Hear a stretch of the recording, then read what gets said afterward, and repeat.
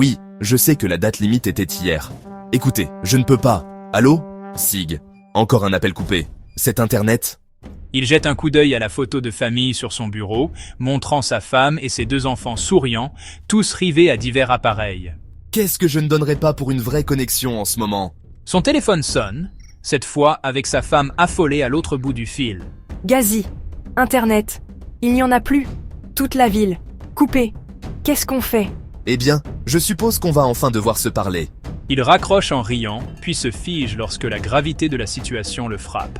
Attendez une minute. Ça pourrait être grave. Vraiment grave. Les lumières s'éteignent sur le visage paniqué de Gazi. C'est une catastrophe. Comment je suis censée finir mon travail? Maya, ton tutorat en ligne. Eben, ton tournoi de jeux vidéo. Tout est parti. Peut-être que si je rafraîchis la page une fois de plus... Impossible!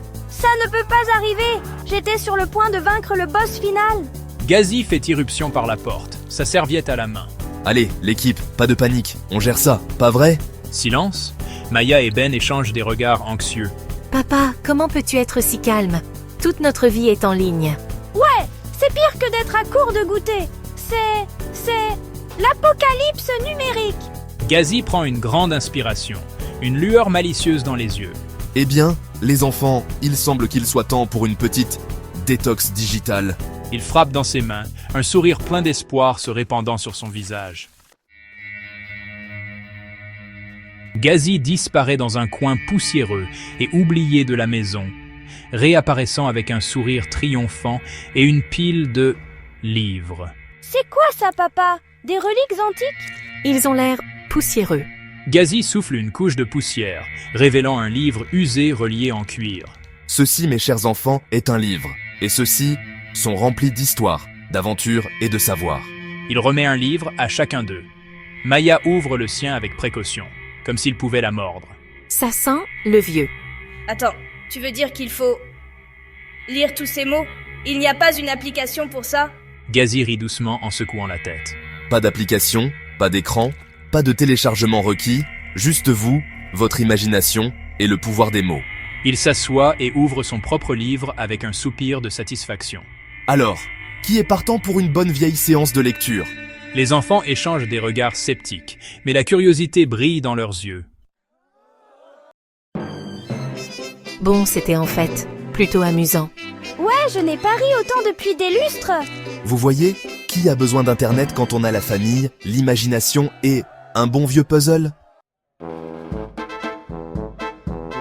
Et puis, le dragon a plongé du ciel et a sauvé la princesse.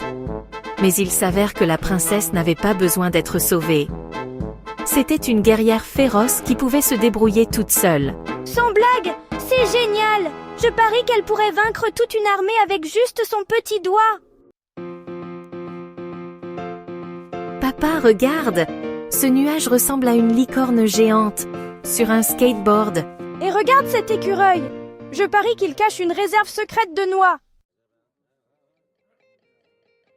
Alors, je peux enfin finir mon jeu maintenant? Je suppose que je devrais prendre des nouvelles de mon groupe d'études en ligne. Vous savez, on n'est pas obligé de se précipiter pour retourner en ligne. Cette expérience, elle nous a montré qu'il y a tout un monde au-delà de l'écran. Un monde de connexion, d'aventure et d'émerveillement. Et on n'est pas obligé de choisir l'un ou l'autre. On peut avoir les deux. On peut profiter du monde numérique, mais on peut aussi choisir de se déconnecter, d'explorer, de se connecter les uns aux autres dans la vraie vie. Alors, qui est partant pour une partie de charade?